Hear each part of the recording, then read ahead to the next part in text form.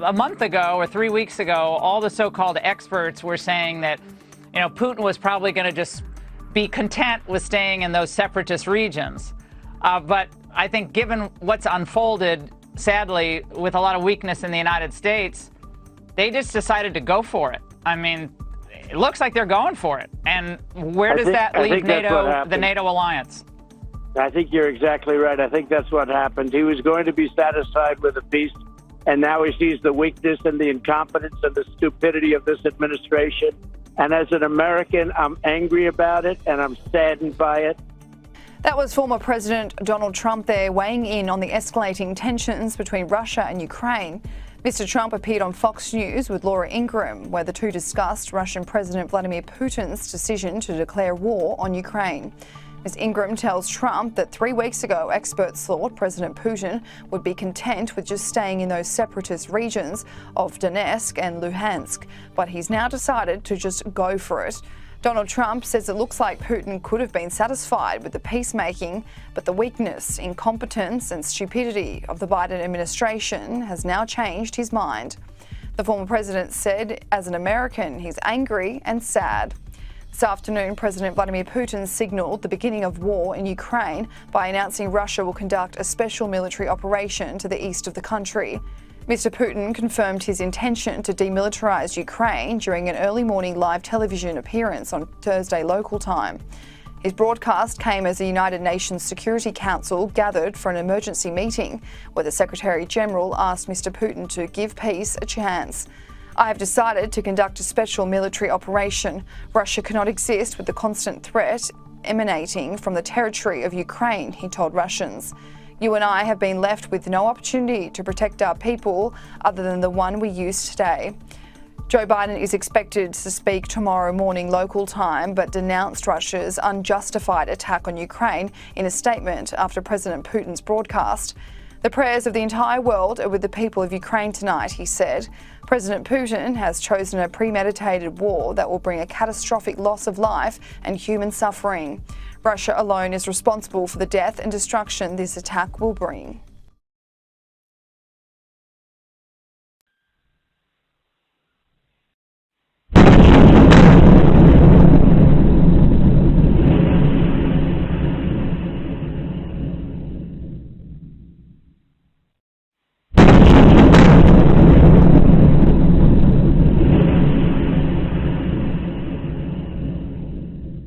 We have some breaking news coming in from the Ukrainian capital of Kyiv. A high-rise residential building has been badly shelled in Kyiv.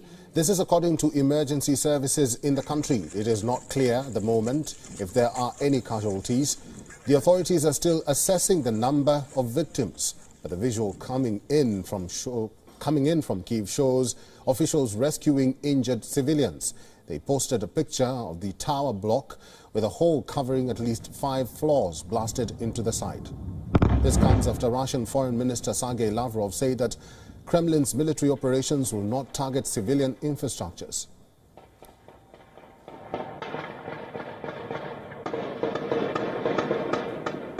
Once again, this is in Kyiv. A high-rise residential building has been badly shelled in Kyiv.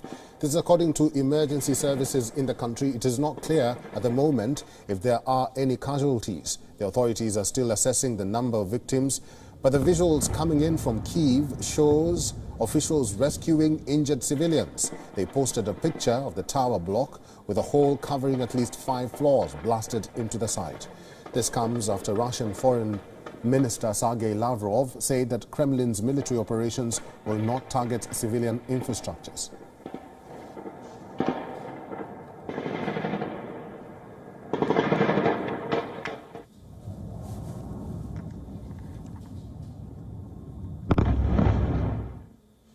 While the capital city of Kyiv remains on the edge, other Ukrainian cities are also battling a mounting offensive by Russian forces. The biggest development today comes with southern Ukraine.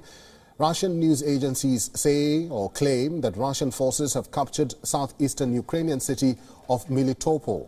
The fate of about 150,000 residents of Melitopol hangs in the balance. If confirmed, the fall of Melitopol would be the first significant population center seized by the Russian forces since the invasion began. Moscow has launched coordinated cruise missile and artillery strikes on several cities.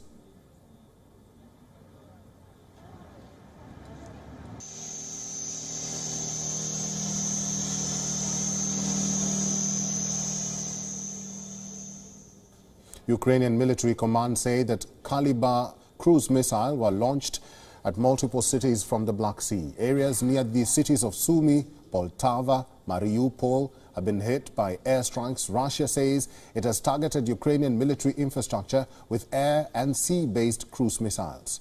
Fighting has been underway near southern Ukrainian cities of Mariupol, Kherson, Mykolaiv and Odessa.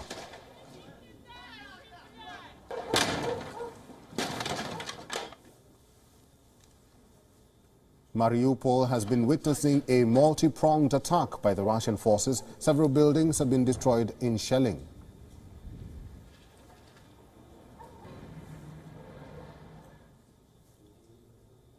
In Kherson, in the south, a massive explosion was reported at a gas station, though the cause of the explosion has not been verified. Eyewitnesses driving meters away from the scene can be heard saying "plane" moments before the explosion occurred. Самолет опять. Ебать, видели?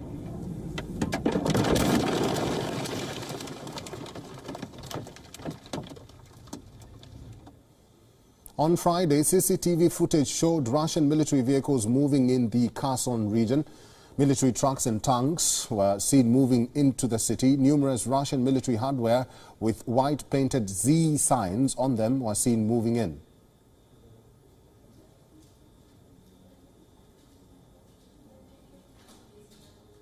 In the northern city of Chernihiv, relentless shelling sparked fire at a security service of Ukraine building.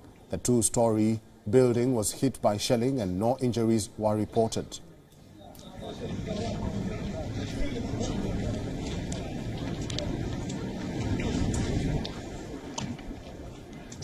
Two other cities, Sumy and Konotop in the southeastern Ukraine, have been cut off. Russian Defense Ministry has said Western weapons had been seized, including American Javelin and British Law anti-tank missiles. Всего российскими вооруженными силами выведено из строя 211 военных объектов инфраструктуры вооруженных сил Украины. Среди них 17 пунктов управления и узлов связи вооруженных сил Украины, 19 зенитных ракетных комплексов противовоздушной обороны С-300 и ОСА, 39 реляционных станций. Сбито 6 боевых самолетов, 1 вертолет, 5 беспилотных летательных аппаратов. Уничтожено 67 танков и других боевых бронированных машин, 16 реактивных систем залпового огня и 87 единиц специальной военной автомобильной техники. William Blacker is an associate professor of comparative East European culture at the University College London, and he is now joining us live. Welcome to WION, Professor Blacker. Thank you. Professor, what do you make of the statements by Russia that the Kremlin wants to free Ukraine from oppression? Well, it's ridiculous, and as with many statements made by the Kremlin, you simply take it and turn it upside down and you'll get the truth. Ukraine is a country which has democratic free elections. It regularly has changes of power, changes of government, changes of president. Russia has had the same president for 20 years and does not have free elections. It does not have freedom of speech. Ukraine has freedom of speech. So if there's a country in this region where people are being oppressed, it's certainly not Ukraine, it's Russia. Professor, French President Emmanuel Macron says the world should be prepared for long war in Ukraine. Is that a confirmation of a reality that we will have to live with? And what might have prompted Macron to say that? Well, obviously we have to hope that that won't be the case, but at the moment it's extremely difficult to predict. We've seen the Kremlin becoming involved in Russia becoming involved in numerous conflicts over the years. Some of those have been short, relatively short, as in Georgia in 2008. Some of those have been longer and more protracted. It's difficult to know what Russia will do if it will really try to hang on. If it tries to hang on and occupy Ukraine and implement regime change, and really try to turn Ukraine around as a state and force it back into Russian sphere of influence, then this could be a very long and protracted war, because Ukrainians will resist very, very fiercely, and they have been already. I think that the Russian military has suffered enormous losses just in the last couple of days. I think they've experienced losses that they were not expecting. And it will not be easy to subjugate Ukraine. So, unfortunately, if the Kremlin doesn't pull out, if it doesn't back down, this could unfortunately go on for a long time. And that's why it's really, really important that we get swift, decisive, and significant action from the West on this. Professor Blacker, kindly stay with me because I want your insights in regards to this next story. Now, with tensions mounting over what lies ahead for Kyiv and Zelensky government, and Ukrainian government's spokesperson has now said that Kyiv and Moscow are continuing consultations regarding the place and time of a possible peace talks. In his latest Facebook post, Ukraine's spokesperson, Sergei Nikiforov, has said that Ukraine is always ready for peace talks and denied an earlier Kremlin statement that said Ukraine has rejected Russia's offer to negotiate. The development comes as Russian forces continue to march forward to siege the Ukrainian capital of Kyiv and overturn Zelensky's government. Kremlin said earlier on Friday that it had offered to meet Ukrainian officials in the Belarusian capital of Minsk, but that Ukraine had instead proposed Warsaw as a venue. These differences unfortunately led to a pause in confirming a new place for the negotiations. Russia's military invasion has now entered its third day, with the latest reports indicating that Russian troops are heading towards the capital from several directions. Putin launched the military attack on Ukraine on Thursday, days after recognizing two separatist-held enclaves in eastern Ukraine as independent regions.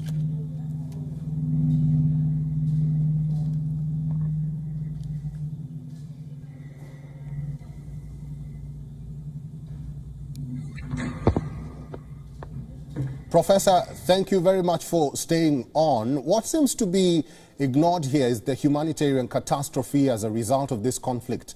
What can the world do apart from protests to rally for and even possibly save Ukrainians? Yeah, this is a great question. I think we are now seeing the development of a refugee crisis in Europe. It's been very heartening to see Ukraine's western neighbours open up their borders. So Poland, Slovakia, Hungary, Romania, Moldova have been very quick to act to help people fleeing the conflict, fleeing the Russian invasion. We have to see action from the Western European countries as well, because we can't expect Ukraine's western neighbours to take the entire burden. We could be seeing millions of refugees. I've seen estimates of up to 5 million. This could be even larger than the migrant crisis of a few years ago, when Germany took lots of migrants from the Middle East. So far, the reaction of the British government, for example, has been poor on this. They've in fact been restricting access to visas for Ukrainians, which is the opposite of what they should be doing. They should be opening up a clear route for Ukrainian refugees to come to the United Kingdom, and all Western European countries should be doing that. But there are also many things that the West can do that it hasn't done. Cutting Russia off from SWIFT, implementing a no-fly zone over Ukraine. I know that's our government has rejected that because it believes it would draw NATO into a conflict. But at the moment, Russian bombs are raining down in Ukrainian cities. We also have to be much more severe with sanctions on Russians, on Russian assets. What we saw at the beginning of this week, announced by the British government, was very small scale, very weak. They have bolstered that. They've introduced more severe sanctions, but it has to go much further. So there's still a lot more we can do. Well, at this moment, Professor, who do you think Russia is bullying? Is it Ukraine, the West, or NATO? despite Russian leaders claiming that they are willing to negotiate only if Ukraine backs down or lays down their weapons. Yeah, well, we've seen, Russian negotiations are generally carried out at the end of a barrel of a gun. The Minsk process was begun when Ukraine was under attack, and Russia is trying to do the same thing. It puts its enemy into an extremely weak position by attacking it, and then, when it thinks it's at its lowest point, it tries to negotiate from a position of great strength. And I think we really have to recognize what's happening and do everything we can. There are Western partners involved and have been Western partners involved in these processes, and they have to insist that any talks happen on Ukraine's terms and not just on Russia's terms. If I were President Zelensky, I would be extremely cautious about going to Minsk. We've heard reports that the Russian invasion force has orders to target senior public people in Ukraine. The president is the most senior public person. I'd be very worried about my fate if I were President Zelensky, if I were to fall into the hands of the Russians. And going to Minsk, I think, would be a great personal risk for him. Although he has shown great bravery in staying in Ukraine, despite apparently an offer to leave from the Americans. He's insisted on staying. He's there. He's communicating with the people. Professor Uliam Blaka, thank you very much for your insights and for talking to WION today. Thank you. Every war eventually boils down to numbers: the number of troops, the number of battalions, artillery, armored vehicles, defense spending, all of it. This gives us a sense of what to expect, which side the odds are stacked against, and which side they're tilted to. So if we look at this in terms of numbers, how do both Russian and Ukrainian sides compare? Now, according to the 2022 Global Firepower Index, Russia has a military spending of $61.7 billion US. That's 11.4% of its total government spending. In comparison, Ukraine was spending $5.9 billion US on its armed forces. If we speak of military manpower, Russia has 900,000 active personnel. Ukraine has 209,000. Russia has 2 million reserve personnel. Ukraine has 900,000. If we speak of artillery or heavy military ranged weapons, Russia has 7,571. Ukraine has only 2,040. When it comes to armored vehicles, Russia has around 30,122 armored vehicles. Ukraine has only 12,303. Russia again has the edge in terms of tanks, the primary offensive weapon of any army. It has over 12,420 tanks compared to 2,596 Ukraine's tanks in Ukraine's arsenal. When it comes to attack helicopters, Russia has 544 of them. Ukraine has just 34. Lastly, the fighter aircraft, the most potent weapon in air-to-air combat. Russia again outranks Ukraine here. It has over 1,511 fighter aircrafts. Ukraine has just 98. WION is now available in your country. Download the app now and get all the news on the move.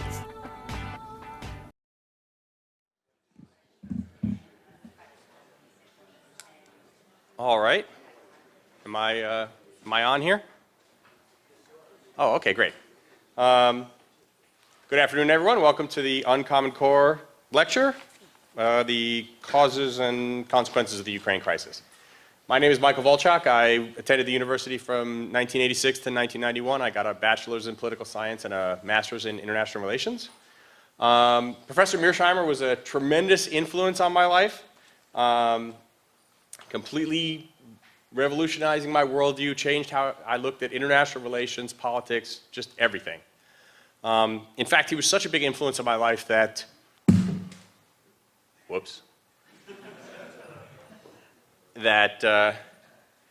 when I went home for the summer between one of the school years, leaving my college girlfriend here, she gave me a little keepsake picture book, and she said, "Here, to remember the people you love." And inside was a picture of her on the right and a picture of Professor Mearsheimer on the left. That's a true story. When I was here, the two biggest things that for me were military affairs and the Model United Nations of the University of Chicago, the student organization that I co-founded in 1988. And at that time, I discovered that you need a faculty advisor in order to have a registered student organization. So, of course, I thought for about 2 seconds, and then I went to see Professor Mearsheimer. And I'm not sure if he remembers this, but I asked him, will you be our faculty advisor? And he said, I will sign the piece of paper if I never have to do anything else after that. So I had found my faculty advisor. So, without further ado, I would like to introduce the R. Wendell Harrison Distinguished Professor of Political Science, Professor John J. Mearsheimer.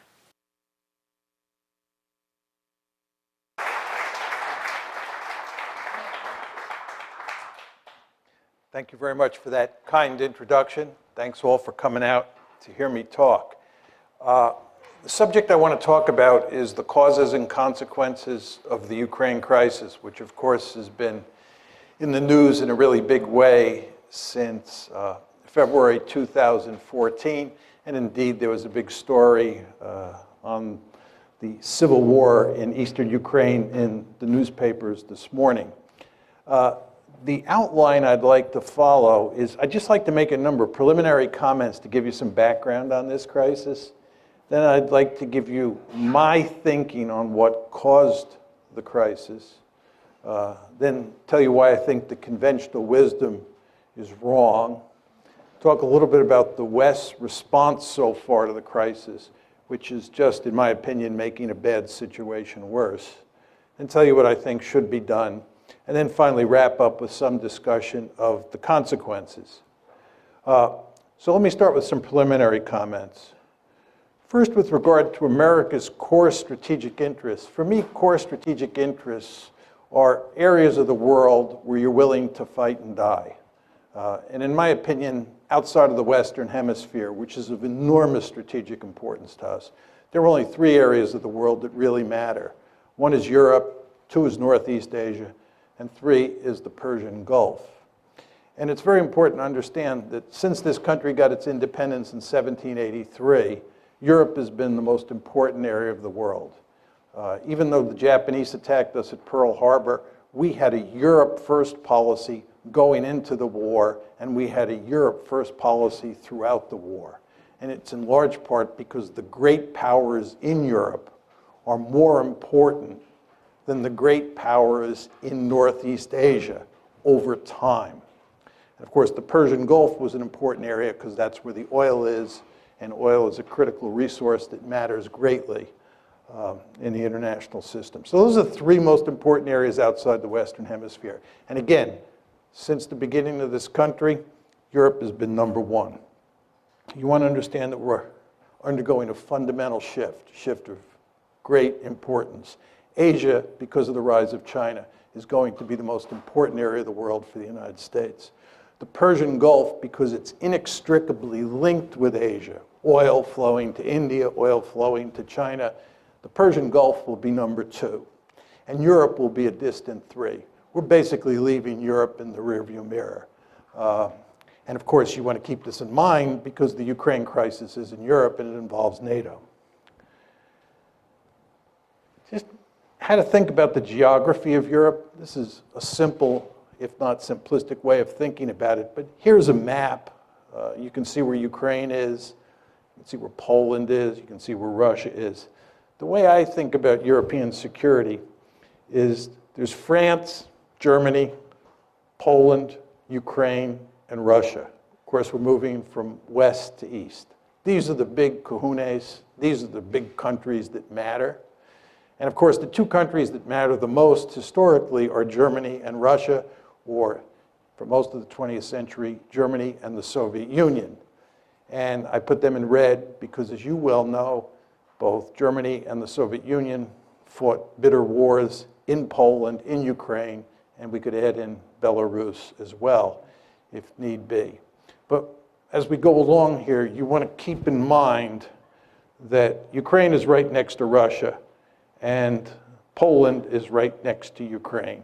And then out further west is Germany and France. Take this a step further.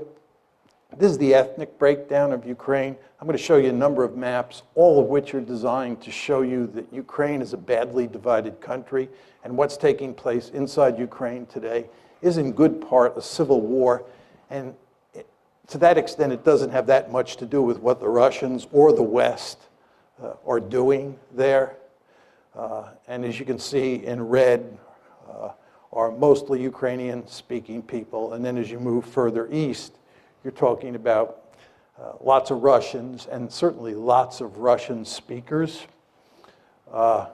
This is the Ukraine election of 2004. This is the election in the wake of the famous Orange Revolution, which I'll talk more about. As you can see, the country is badly divided between the East and the West. The Russian speakers in the East and the Ukrainian speakers in the West.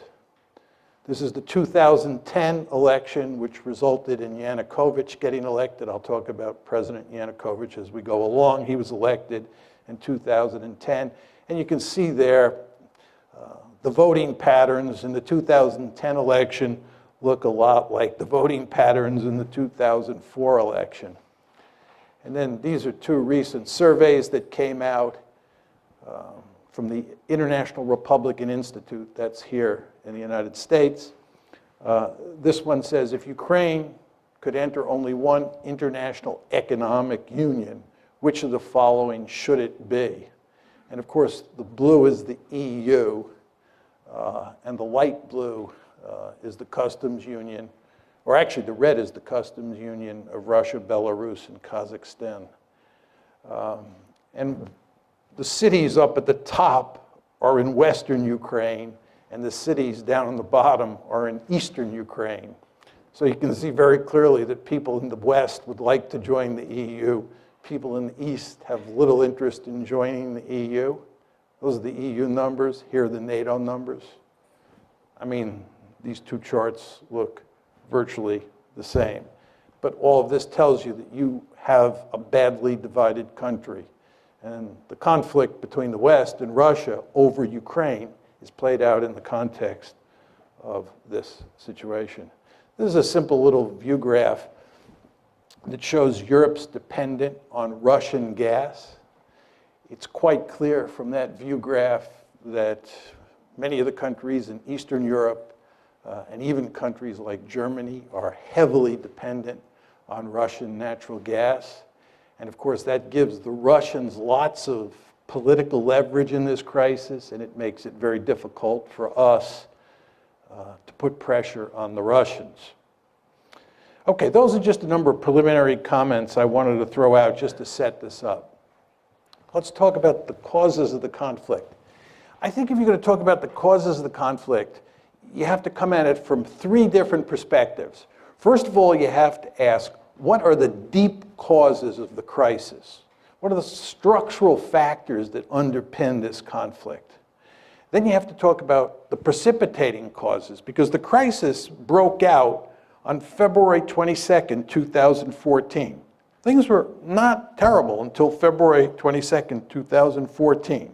And that's when everything went to hell in a handbasket. And the question is, what caused it then?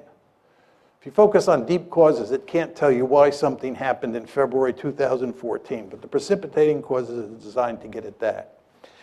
And then what we want to talk about is the Russian reaction, why the Russians did what they did with regard to Crimea, with regard to Eastern Ukraine. We want to talk about exactly what they did and then why they did it. So let's start with the deep causes. My argument is that the West is principally responsible for this mess, not the Russians. This, of course, is not the conventional wisdom in the United States. And in fact, except for Steve Cohen, who's now at Princeton, now at NYU, he used to be at Princeton, Henry Kissinger, and maybe a handful of other people, there are not many people who agree with me. But I think the facts are quite clear on this, that the West is responsible. And my aim is that the main deep causes, the aim of the United States and its European allies, to peel Ukraine away from Russia's orbit and incorporate it into the West. Our basic goal has been to make Ukraine a a Western bulwark on Russia's border. And Russia says, this ain't happening, period, end of story. And we will do everything we can to make sure it does not happen. That's the deep cause. Now, take it a step further. There are three key elements in our strategy. The first is NATO expansion, and in many ways the most important. And I'll talk in some detail about that in a second. But as you all know, since the Cold War ended, starting with the Clinton administration, we have been moving NATO eastward toward Russia's border. And the Russians have said, this is an absolute no-no. And I'll walk you through the story in a minute. Second is EU expansion. EU expansion is all about integrating Ukraine economically into the West, the way we are in the process of integrating Poland, the Czech Republic, Slovakia, the Baltic states into the West. And of course, we're doing that with NATO as well. These are two sets of institutions, NATO, military institution, the EU, an economic institution. And the idea, again, is to take Ukraine, peel it away from Russia, and make it part of the West. The third part of the story is fostering an orange revolution. This is all about promoting democracy in Ukraine and in other places. As you all know, the United States runs around the world trying to topple regimes and put in their place democratically elected regimes. And for almost all of you, me included, it's hard to be against promoting democracy. We all love democracy. But if you're Vladimir Putin, or if you're part of the leadership in Beijing, when the United States talks about democracy promotion, that means toppling your regime. And you won't be surprised to hear this. They don't like that in Beijing, and they don't like that in Moscow. Right? They do not like that. Right? The Chinese believe that we're behind the protests in Hong Kong. You go to Beijing and you talk to Chinese elites, the idea that we're promoting democracy around the world, and especially in East Asia, just drives them crazy because they think they're in the crosshairs. And you know what? They are in the crosshairs because our basic strategy is to topple regimes all over the world, not simply because we like democracy, but because we believe that whoever gets elected will be pro-Western. So we're killing two birds with one stone. We're promoting democracy and getting leaders who are pro-American.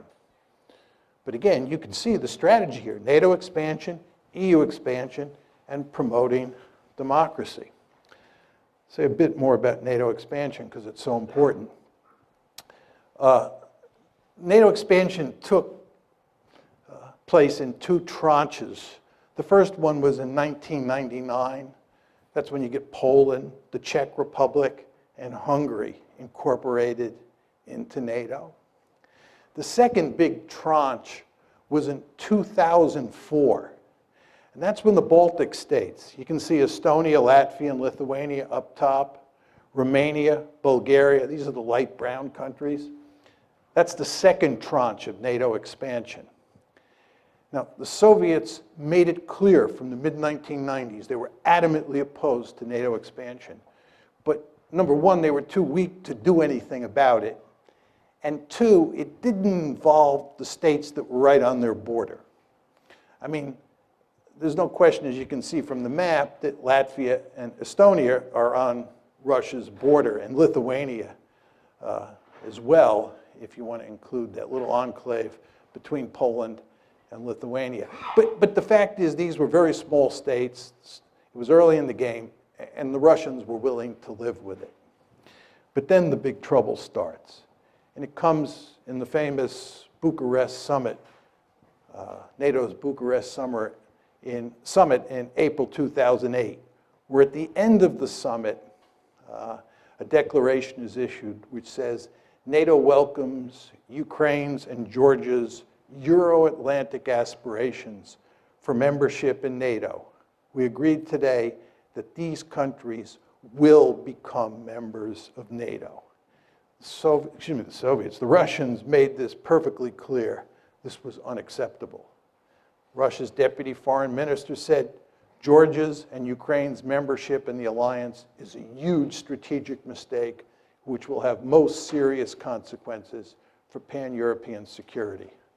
Putin himself said Georgia and Ukraine becoming part of NATO is a direct threat to Russia. You all remember that there was a war between Russia and Georgia in August 2008? That war was a consequence of this, because the Georgians thought we were sending them a signal that they could get uppity with the Russians and we would back them because they were going to become part of NATO. That's not what happened. And you know what happened. The Russians clobbered the Georgians, and Georgia is in deep trouble today because it thought it could become part of NATO. So you want to remember that April 2008 summit, very important. That declaration, very important. And then what happens is you have a war. So those are the deep causes, those three strategies: NATO expansion, EU expansion, and promoting democracy. What about the precipitating cause? The key events leading up to the coup. It's the coup of February 22nd, 2014 that's of enormous importance. That's what really throws the crisis into gear. Just think about that word, coup. Orange Revolution, promoting democracy, the coup, February 22nd, 2014. So the question is, what causes the coup? It all starts in November of 2013. At that point, Yanukovych, President Yanukovych, who's the head of Ukraine, is negotiating with the EU to form an association agreement that brings the EU and Ukraine much closer together. It's a step in the direction of incorporating Ukraine into the European Union, or to put it in slightly different terms, incorporating Ukraine into the West. The Russians make it clear that this is unacceptable. The Russians are willing to do a deal that involves the EU, Russia, the IMF, and Ukraine. But the idea that Ukraine is going to do a deal exclusively with the EU and the Russians are going to be left out in the cold is not something that Putin is willing to countenance. He puts significant pressure on the Ukrainians. He offers them a terrific deal. And as you can imagine, the EU is not offering Ukraine a particularly good deal because you know how much corruption there is in Ukraine. And the EU wants Ukraine to eliminate that corruption, which the Ukrainians really don't want to do. So what Putin does is not only make it clear that that deal is not going to happen, but he often offers a sweetheart deal of his own. So Yanukovych, on November 21st, says no to the EU. This leads to a series of protests. The Ukrainian government, truth be told, under Yanukovych, overreacts to the protests, which causes them to spiral out of control. And in January of 2014, you can see there, January 22nd, 2014, you have your first 2 deaths in the protests. These are the Maidan protests. And then in the February 18th through February 20th time period, lots of people die. It's really messy. And what happens is that a number of European foreign ministers, the German foreign minister, French foreign minister, they fly to Kiev, and a deal is worked out to have elections that will, in effect, remove Yanukovych from power. But the protesters refuse to accept the deal. And there are significant fascist elements among the protesters who are armed, right? There's killing on the Maidan. And as a result, Yanukovych flees for his life to Russia. And this all happens on February 22nd.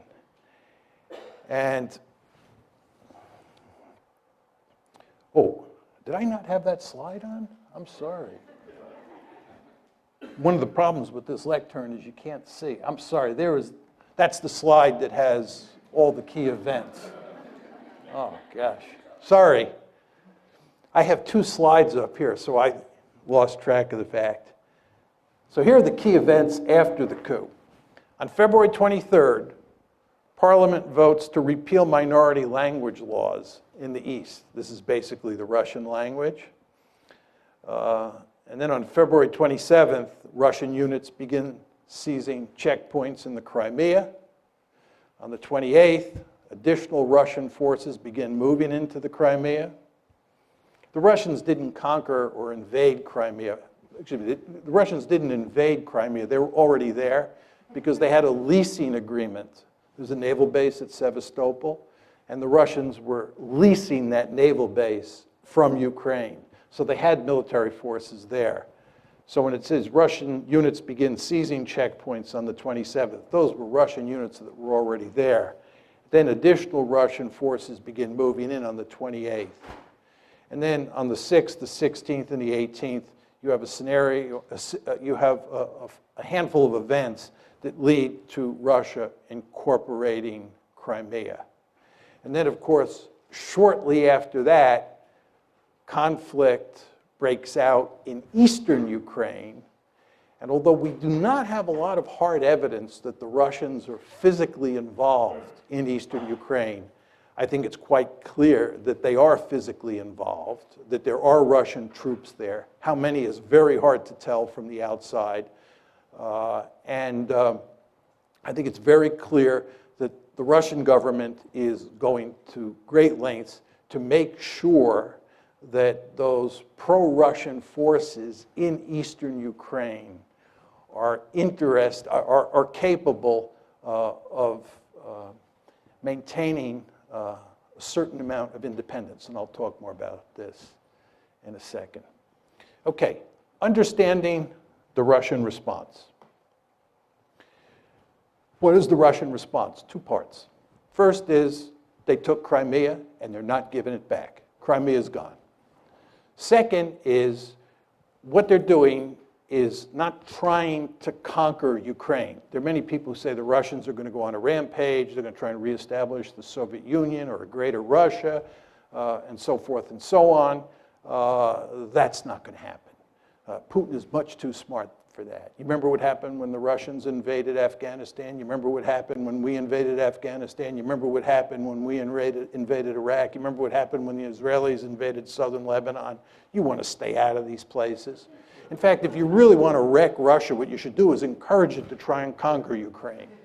Putin, again, is much too smart to do that. What Putin is doing is he's basically in the process of wrecking Ukraine, and he's telling the West in very simple terms, you have two choices. You either back off, right, and we go back to the status quo ante before February 22nd, 2014, where Ukraine is a buffer state, or you continue to play these games where you try and take Ukraine and make it a Western bastion on our doorstep, in which case we'll wreck the country. And they are, of course, now in the process of wrecking it, right? And they're going to keep this conflict going for as long as they have to. That's the basic game here. Again, two steps. One, took Crimea. No way they're going to ever let Crimea become a NATO base. And remember, the name of the game here is to make Ukraine part of NATO. Not happening.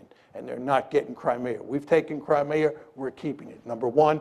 And number two, you want a frozen conflict or you want to wreck Ukraine so that it can't become part of the West. Question number two here is what motivates this? What motivates this is that Russia is a great power and it has absolutely no interest in allowing the United States and its allies to take a big piece of real estate of great strategic importance on its western border and incorporate it into the West. This should be hardly surprising to the United States of America. As all of you know, we have a Monroe Doctrine. The Monroe Doctrine basically says that the Western Hemisphere is our backyard, and nobody from a distant region is allowed to move military forces into the Western Hemisphere. I can tell from looking at the audience that most of you are old enough to remember the Cuban Missile Crisis like I am. You remember how we went stark raving crazy at the idea of the Soviets putting military forces in Cuba? This is unacceptable. Nobody puts military forces in the Western Hemisphere. That's what the Monroe Doctrine is all about. Can you imagine 20 years from now a powerful China forming a military alliance with Canada and Mexico and moving Chinese military forces onto Canadian and Mexican soil, and us just standing there and saying, this is no problem. We're all 20th 21st century people and worrying about Chinese forces there is what 19th century people like Vladimir Putin worry about. Of course that's not going to happen. We're going to maintain the Monroe Doctrine with regard to China just as we did with the Soviet Union during the Cold War. So nobody should be surprised that the Russians were apoplectic about the idea of us putting Ukraine on the western side of the ledger. And by the way, they told us, I gave you the quotes, in the wake of the Bucharest summit. I told you what happened in August 2008 with the Georgia war. The precedents were there. The rhetoric was there. They told us. But we did not stop our efforts to make Ukraine part of the West. And the Russians responded. Was it surprising? For some reason, President Obama and virtually all of the elites in the West were surprised. I guess this is because they're 21st century people, right? And they think that balance of power politics doesn't matter anymore. If you think these people in Washington and most Americans are having trouble dealing with the Russians, you can't believe how much trouble we're going to have with the Chinese. I'm very popular in China. I go to China quite often. And I usually start my talks by saying, it's good to be back among my people, because when I'm in China, I'm intellectually much more at home there than I am in Washington, because in Beijing, much like in Moscow, you're dealing with 19th century people like me. Whereas in Washington, you're dealing with 21st century people. I think the Chinese are going to eat our lunch, right? Talk a bit about the conventional wisdom. Conventional wisdom is that Putin is the main cause of the crisis. Some say he's either crazy or irrational. Angela Merkel was making this argument for a while. He's bent on creating a greater Russia, and he bears marked resemblance to Adolf Hitler. I'll say a few words about each of these. I know a great deal about Adolf Hitler. I've written and I teach extensively on Nazi Germany's behavior in the 30s and during World War II. The idea that he bears any resemblance to Adolf Hitler is laughable in the extreme. It's hard to believe that serious people make that argument. The idea that he's bent on creating a greater Russia, I think if he could do it, he'd do it. He can't do it. Russia's a declining great power.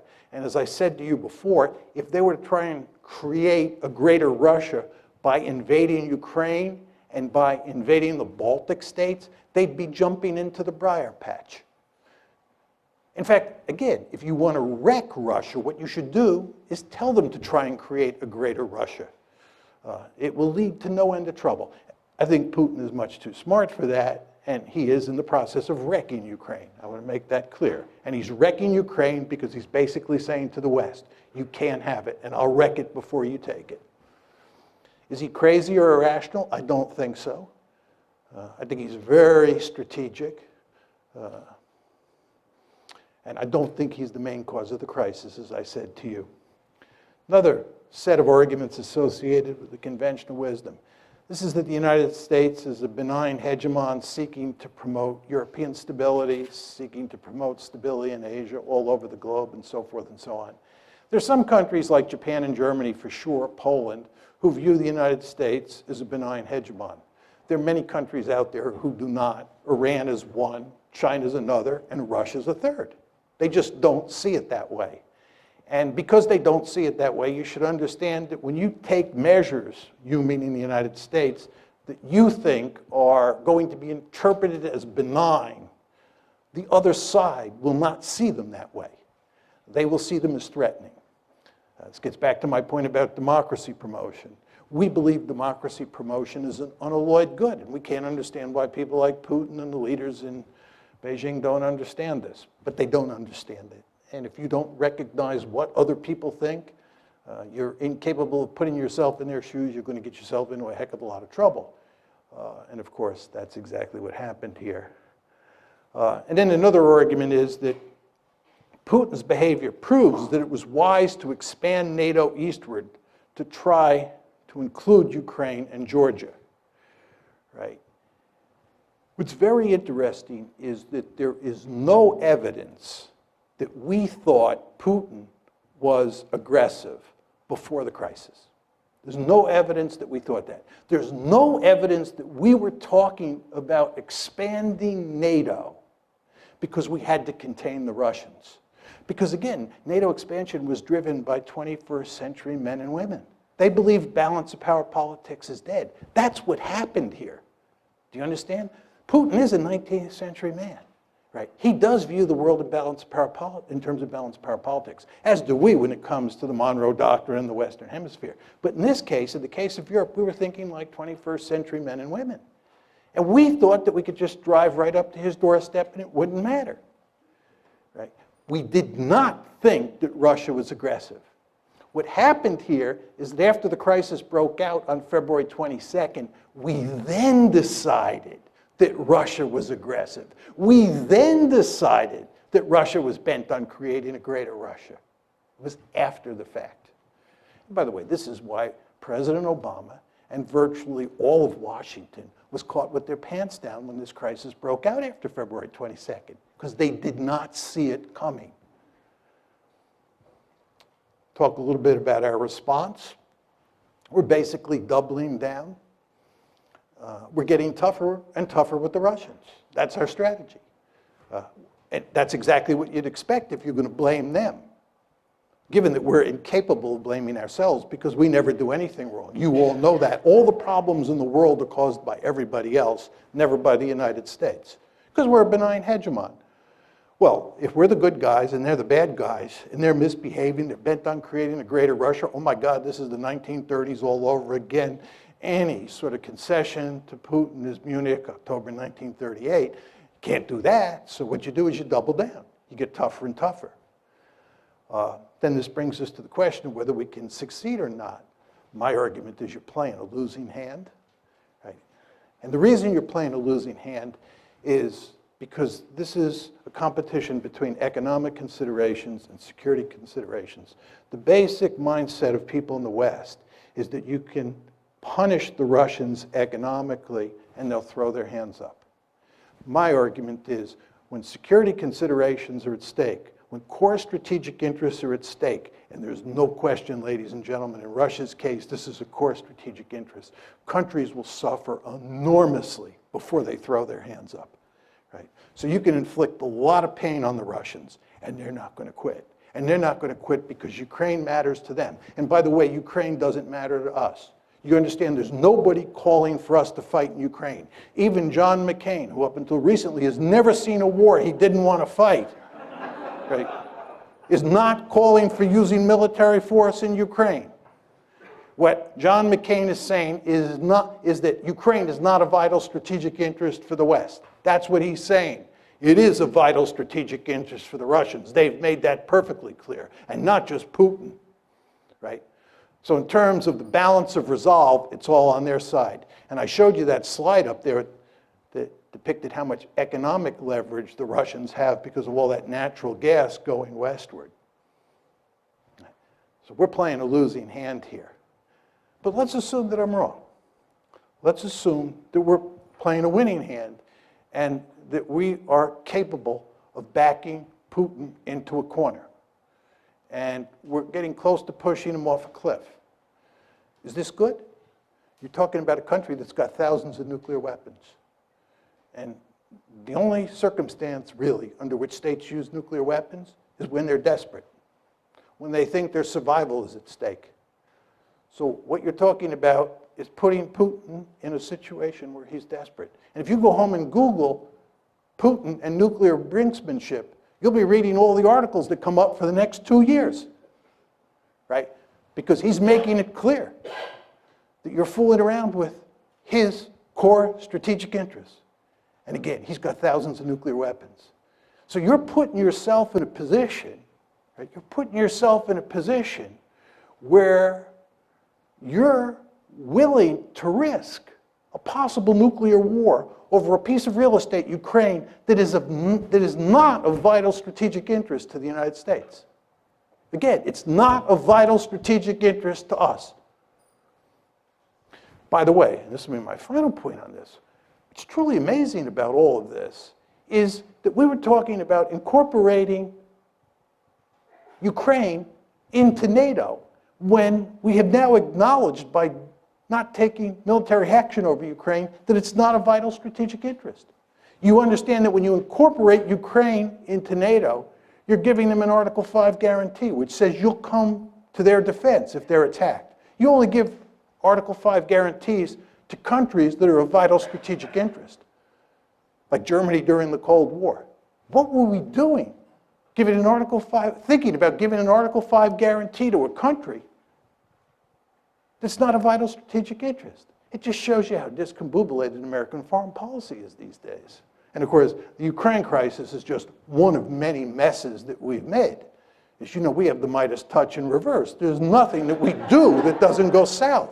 Afghanistan, Iraq, Libya, Ukraine, I could go on.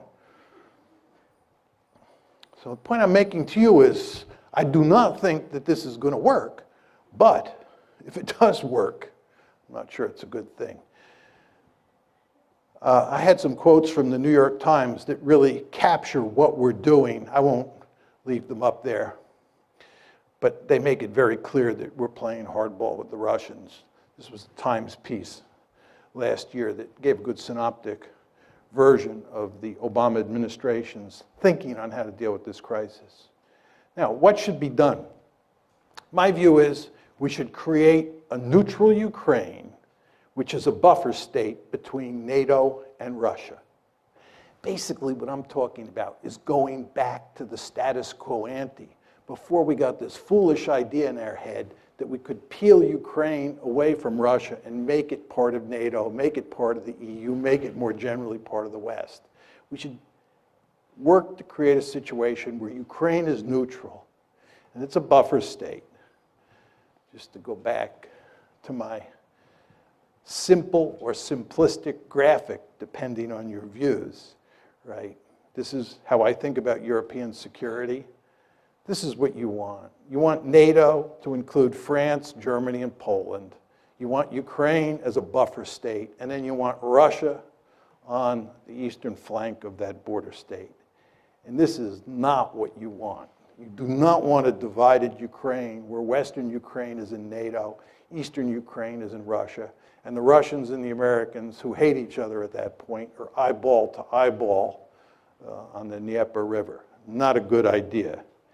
How do you get to this end? Very simple. Explicitly abandon NATO expansion. By the way, NATO expansion is dead. I've talked to countless policymakers who say this. It's dead. But what we have to do is explicitly abandon it. Say it is not happening. We have to fashion an economic rescue plan for Ukraine that includes Russia, the IMF, and the EU. This, of course, is what Putin wanted to do in 2013, and the EU said no, foolishly. We want to go to great lengths to guarantee minority rights, especially language rights in Ukraine. This gets back to those maps that I was putting up that show that this is in very important ways a civil war, and what we have to do is dampen down the conflict inside Ukraine. We have to give the people in eastern Ukraine a lot of autonomy, and we definitely have to protect minority rights. Are we going to do any of this? No.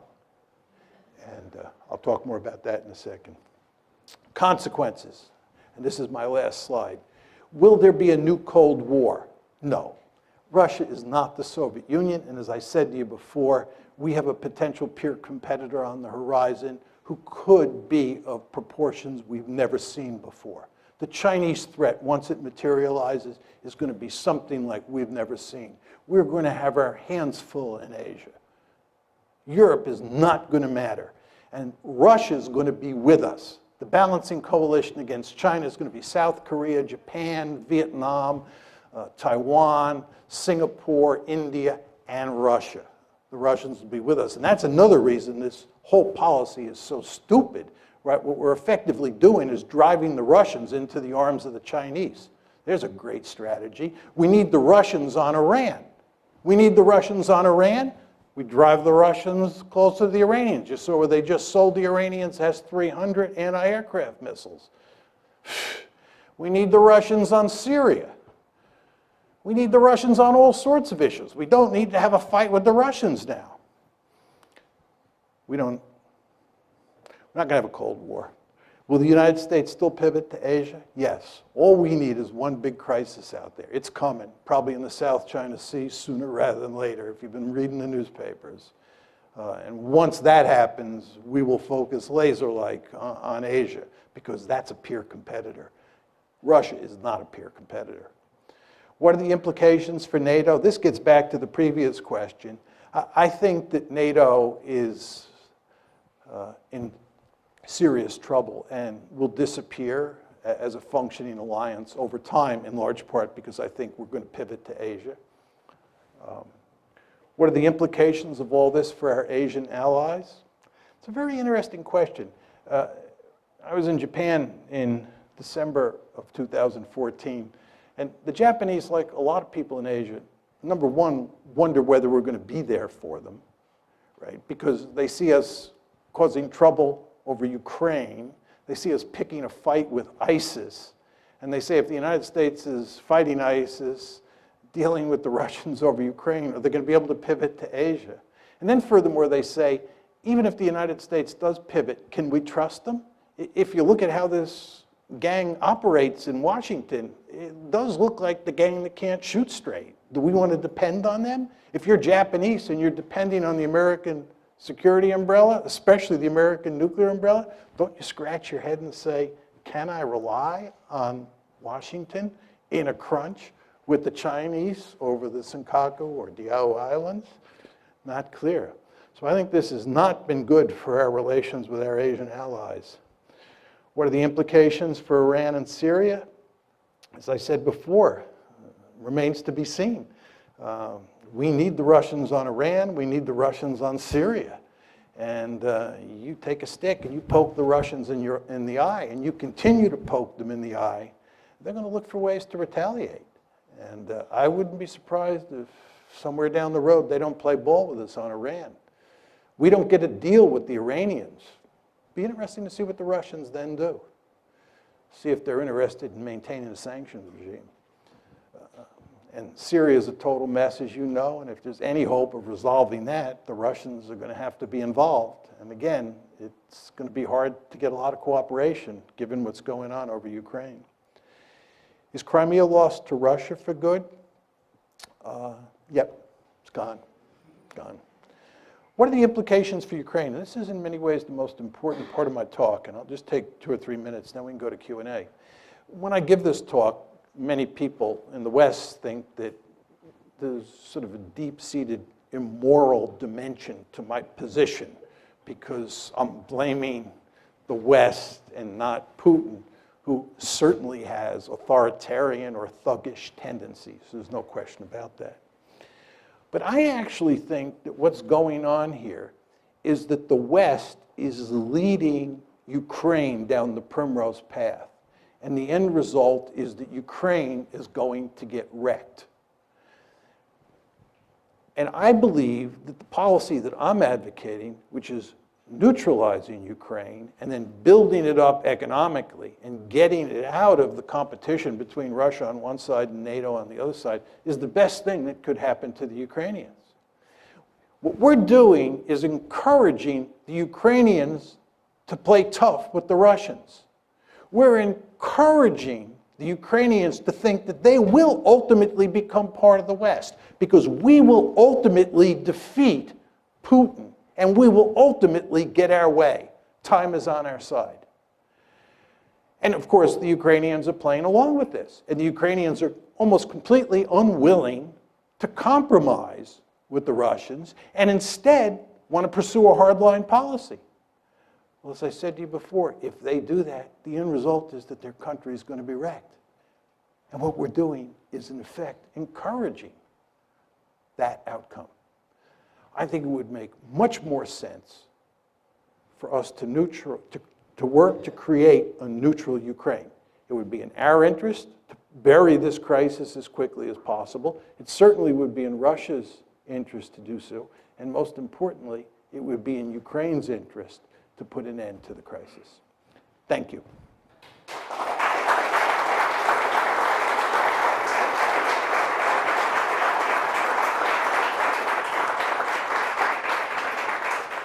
I'll be happy to take questions. I would just ask people if you would stand up and just identify yourself quickly. Ma'am? Oh, you have it. Why don't we get this woman right here with the peach-colored coat on? They have a microphone? They have a microphone for you. And there stood Hans Morgenthau, right before you, for those of us who knew. Okay, so many questions and points. First, point of information. When you talk about the gang in Washington, you need to make it clear, hopefully, that you don't mean only the present gang. You mean from at least 2008 forward, right? Yeah, I mean the whole Washington foreign Before this policy regime establishment. right. Republicans, Democrats. As far as I'm concerned, the Republicans and the Democrats on foreign policy are like Tweedledee and Tweedledum. Right. I mean, for anybody who thinks it matters whether you get Hillary Clinton or some Republican, you're living in a dream world. There's just no meaningful difference between them. They both have the Midas touch in reverse. So that leads to my second question. Is anybody listening to you and Stephen Cohen and partial, what's the one I want? The Kissinger, partial Kissinger, Stephen Cohen, and you. Is anybody listening that we could hope to vote for or support? No. I don't know. No one. So, and No. I'm gonna give this up in a moment. No. But so there's no one. So we're really doomed. That's it, right? Okay. I mean, there's no enlightenment in store. We can't even look toward Can I just say something, just in response to your question? I believe that since 1989, the United States has been by far the most powerful state on the planet. And for those of you who believe we live in a unipolar world, you're effectively saying that we are the only great power in the system. And given that tremendous amount of power that we have, we're really free to go out and do all sorts of foolish things because it doesn't blow back on us in any meaningful way. The United States is a remarkably secure great power. So we're allowed to pursue these foolish policies. And in that context, it's very hard to make arguments against the establishment that carry the day. I think what will happen if China continues to rise is that it will force the United States to think more strategically. Because when you live in a serious threat environment, the point I'm making to you is that the United States does not live in a serious threat environment. We're an incredibly secure country. We're the most secure country, most secure great power in the history of the world, and we're more secure today than we have ever been in our entire history, despite all the rhetoric that you hear from Washington and in the media about how dangerous the world is. This is just not a serious argument. It's not a dangerous world, right? We are incredibly secure. We have a peer competitor. It'll force us to focus the mind, much the way happened when the Soviet Union was there, Nazi Germany was there, Imperial Japan, Imperial Germany. Really enjoyed your lecture. I have two questions briefly. It's hard to take issue with the goal of a neutral Ukraine, but some years before the crisis broke out, I used to listen to RUI, which was Radio Ukraine International on shortwave, and they were fairly open about the cultural crisis within the country leading back a few years before this. As I look at, say, the former Czechoslovakia, do you see a possibility of two neutral states formerly known as Ukraine as non-viable? And if so, why? Yeah. If you look at what happened in Europe after World War II, Yugoslavia broke up into a series of remnant states. Czechoslovakia, as you pointed out, broke up into a series of remnant states. And the Soviet Union itself broke up into a series of remnant states. And that's because inside of those territorial boundaries, you had different nations that wanted their own states. Serbs, Croats in the case of Yugoslavia, Czechs, Slovaks in the case of Czechoslovakia. And we know that there were probably 15 or 16 different groups inside of the former Soviet Union. So the question is, inside Ukraine, do you have a similar situation between the people in the East and the people in the West? I think if you look at the survey data, it still shows that the clear majority of Ukrainians in both the West and the East want to maintain the integrity of Ukraine. They don't want to split Ukraine in half. I think we should do everything we can to maintain that attitude among the Ukrainian people. My great fear is that as time goes by and the animosity continues to grow, that you may reach a point where there is a lot of sentiment to just break Eastern Ukraine and Western Ukraine off from each other and end up with two Ukraines. But I don't see that happening now. Second and final question. As we look at parts of our recent additions to NATO, Hungary, Romania, Bulgaria, and look at where their political systems are careening, has NATO lost the moral imperative for its reason to being? Well, I mean, what we tried to do with NATO expansion and with EU expansion and with democracy promotion was to turn all of Europe into one giant security community in which all of the member states were liberal democracies that were hooked on capitalism and deeply embedded in these institutions and would therefore obey the rules that define the institution, and we would all live happily ever after. That was the goal. And I think everybody understood that Western Europe looked terrific on all of those dimensions. And what we were going to try and do is extend these institutions eastward and consolidate democracy in countries like Hungary and Poland, and we were going to make them look more like Western Europe over time. We had some success, and there's some failures. And if you talk to most people who study Europe today and spend lots of time over there, they're quite pessimistic about where Europe is headed, not only regarding Eastern Europe, but also with regard to Western Europe. And I'm not sure in 25 years what it'll all look like. I mean, in my opinion, the biggest issue is demographic, and that is that Europeans have not been making lots of babies for a long time, and as a result, they're going to have to import lots of people. And these are countries that do not have a rich history of integrating people in a smooth way, much the way the United States does. And it's no accident, I think, that you're now beginning to see the rise of far-right parties all across Europe because of all of the immigration. So one could paint a pretty bleak picture about Europe's future. But the counter to that would be, we've now got all those countries, like Romania, right, like the Czech Republic, like Slovakia, embedded in these institutions. And these institutions will go to great lengths to combat those tendencies and in maybe a more incremental way, facilitate the spread of liberal democracy and capitalism.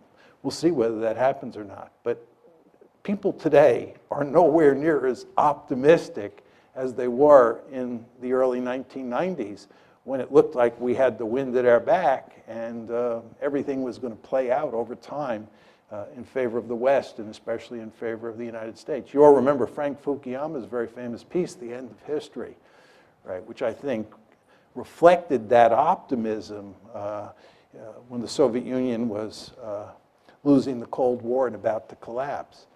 But times have changed.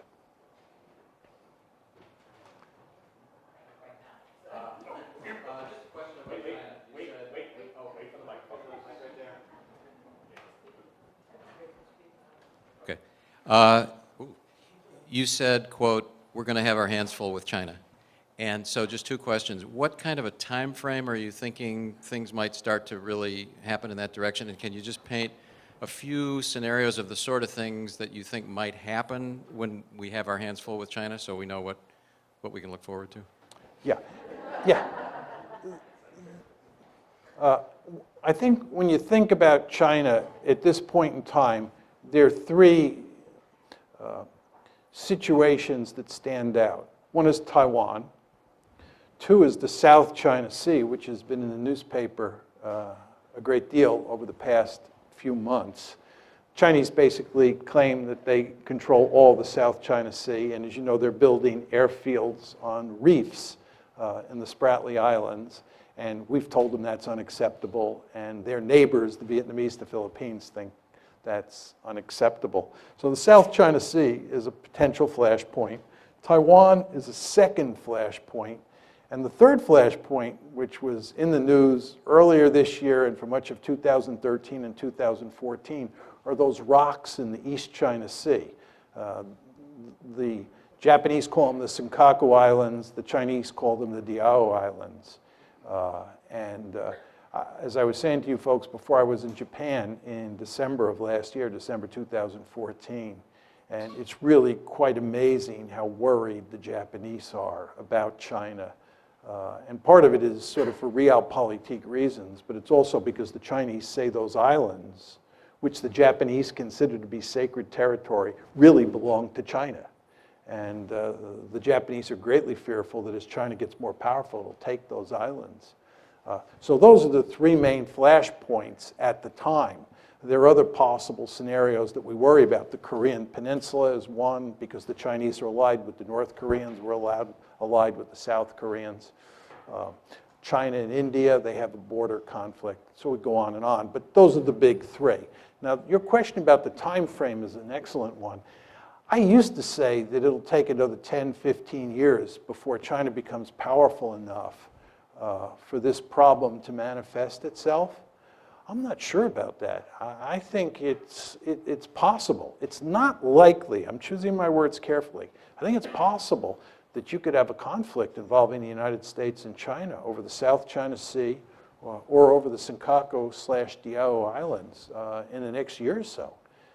I mean, those problems are on the front burner, and it's basically a zero-sum game. I mean, either the Chinese own the Senkaku-Diaoyu Islands or the Japanese do. So we could have trouble out there much sooner than I have anticipated up to now. You've talked about this from the point of view of logical international relations. What do you think of the internal pressures on these countries? Putin has a historically restive population, highly nationalistic, and in major economic troubles now. He may be responding to pressure from his own population to deal with this. On a smaller scale, we see Netanyahu responding to his population, settlers and so on, and disrupting part of the Middle East. Do you see that happening here with the radical right, say, and the neocons influencing Washington policy? I think just with regard to the United States and the neoconservatives, I think the neoconservatives have been one of the principal driving forces behind America's foolish foreign policy since 2001. But as I said before when I was talking about the Republican Party looking like the Democratic Party, there's not a lot of difference between the neoconservatives and the liberal imperialists. The liberal imperialists are the aggressively oriented Democrats, and the neoconservatives are the aggressively oriented Republicans. But they look a lot like Tweedledee and Tweedledum. So the neoconservatives matter for sure, and they mattered during the George W. Bush administration because he was a Republican president. But it's not just the neoconservatives, right? And the fact is that you have a foreign policy establishment here that is interested in intervening all over the world. You have a foreign policy establishment that's filled with people who believe that we have a right and a responsibility to intervene all over the planet. And that leads to unending trouble when you don't have the magic formula for winning the wars that you get into. See, the problem that we have is we have this interventionist foreign policy that leads to us losing all the time. It's really quite remarkable. But just with regard to your point about ideology, I think you do not want to underestimate how important nationalism is, both in the Chinese context and in the Russian context. You were alluding to the Russian case, but let me just say a few words about the Chinese case. And this is why, getting back to this gentleman's previous question, I worry so much now about Japan and China getting into a shooting war over the rocks in the East China Sea. The problem that the Chinese face is that communism, which is the governing ideology, no longer has much legitimacy. And they've had to find a substitute ideology. And by almost all accounts, the substitute ideology is nationalism. Right? And at the core of Chinese nationalism is what's known as the century of national humiliation. Chinese nationalism emphasizes that between roughly 1850 and 1950, that 100-year period, China was humiliated. And it was humiliated by the European great powers, the United States with the open door policy, and especially by Japan. And the Chinese are really just angry about this.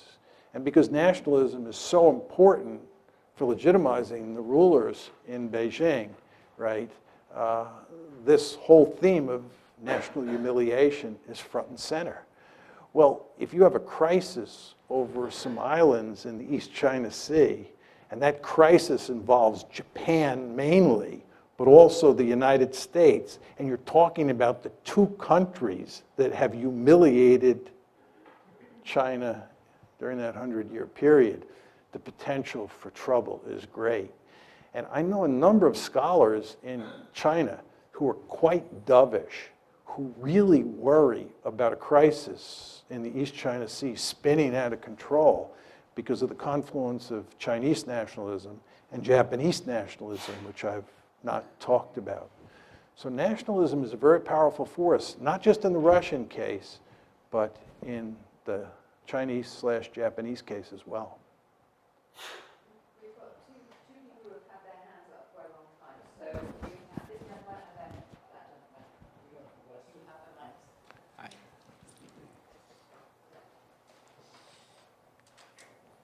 Hi, I'm Adam Chekhov. Actually, I just graduated last year. And could you talk a little louder? Sorry. Hi, I'm Adam Chekhov. I graduated last year also. Thank you for signing the piece of paper that allowed for Molly Wen to exist as someone who participated in MUN for all 4 years.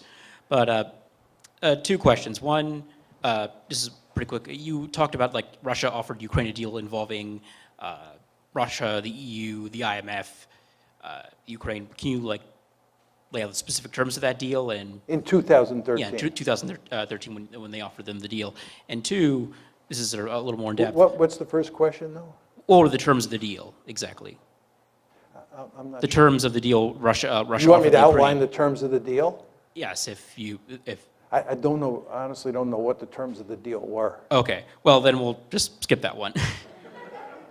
But okay, I guess the impression that I've had is that like you do have several, well certainly like the US is trying to back Russia into a corner. You do have several like people in Germany, like especially mostly in Merkel's coalition partner, the SPD, like in their cabinet, I think Sigmar Gabriel is one who is pushing for like a more diplomatic solution towards the Ukraine crisis. So in the long term, can you see like potentially Germany, which is at this point Europe's one of their most powerful states, potentially like serving in this crisis, metaphorically speaking, as the sort of the good cop to US's bad cop, so to speak? Yeah, this is a great question. As you all know, Germany is the most powerful country in Europe. And I showed you the map where I told you that Germany and Russia were of enormous importance for thinking about Ukraine. So the question is, how do the Germans think about this? Initially, when the crisis first began, after the February 22nd coup, I thought the Germans would prevail on the Americans to behave smartly and to slowly but steadily just back off and work out some sort of deal. Very importantly, remember I told you about the famous April 2008 Bucharest conference, and I told you what was said in the final declaration, that Ukraine and Georgia would become part of NATO? It's very important to understand that the reason that we did not take concrete steps during the Bucharest crisis to move to include Ukraine and Georgia was because of German and French, but mainly German resistance. Angela Merkel said, bringing Ukraine and Georgia into NATO is a prescription for disaster. The United States, though, prevailed on getting that statement in the final declaration that I read to you.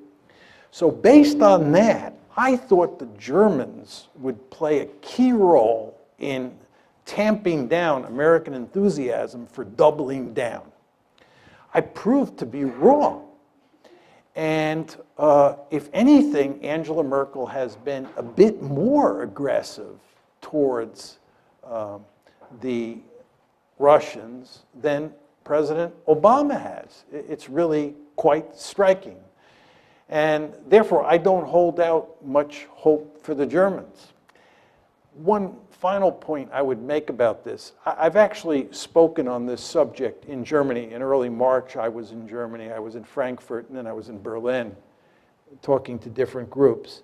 And my view of the Germans is that as a consequence of World War II, the Germans don't want to be out front on any issue. The Germans, to put it rather crudely, are afraid to look at themselves in the mirror, right? And the idea of them taking the lead, it horrifies them across the entire political spectrum. So my message to the Germans when I talked to them was they should be more Bolshevik when they talk to the Americans. They should tell the Americans more emphatically that they're wrong and we should be doing this instead of that. And that line of argument gets remarkably little traction because, again, the Germans just, they don't want to get too far out front on this. So I don't see much hope that things will change. Final point I'd make on this, what I find very striking about this whole situation, as I was saying before, I think Steve Cohen, Henry Kissinger, me, and there are a handful of other people, my friend Steve Walt, who've kind of been arguing the position that I laid out for you here today, but we are definitely in the minority, a tiny minority. And what I find very interesting is the extent to which the media here and the media in Europe parrot the conventional wisdom, and the extent to which it's very difficult for people who represent the position I've staked out to be heard, right? So in Europe, you have this situation, and it's especially true in Germany. I don't read German, but just talking to people when I was there about how the media is dealing with this, the conventional wisdom that I laid out for you is omnipresent in the media. And that makes it very hard to turn this one around. So I'm not optimistic that there's any chance this is going to change, our policy is going to change, which I think is a tragedy, as I said before. And also, it contradicts my earlier enthusiasm about Angela Merkel, which is what you were getting at. Actually, my question is about, I'm sorry. I'm Nell Smith, class of '85, college. Hey, Julius. See you later. About the Bucharest directly, I have a friend that was teaching in Russia this summer and said that people were just, for those, I speak Russian and been to Soviet Union and then post, suddenly it's not, you're no longer a rock star now, apparently, if you're American and you're on the streets of Moscow, like we're used to, people my age. She said people were coming up to her saying, what are you doing? Why you and the Germans have caused all of this? You got all these rebels in Ukraine, you organized them secretly in Kiev, and it was kind of, but now listening to you, it's like, that's actually not that far off, it sounds like. We didn't organize them, but basically we kind of told them, yeah, go ahead, because we're going to help you, right? Is that, yeah. Okay. Well, let me make a couple points, very important points. With regard to my response to the gentleman who's directly behind you about nationalism, this is Russian nationalism coming to the fore. And a lot of what you see in the American case is American nationalism coming to the fore. You've all heard the famous saying or infamous saying, my country, right or wrong, right? And there are just all sorts of Russians, who are furious at the West and they're rallying around Putin. One of the reasons that many people think that Putin started this whole thing was because it so improved his standings in the polls or with the Russian public because people behaved the way you said.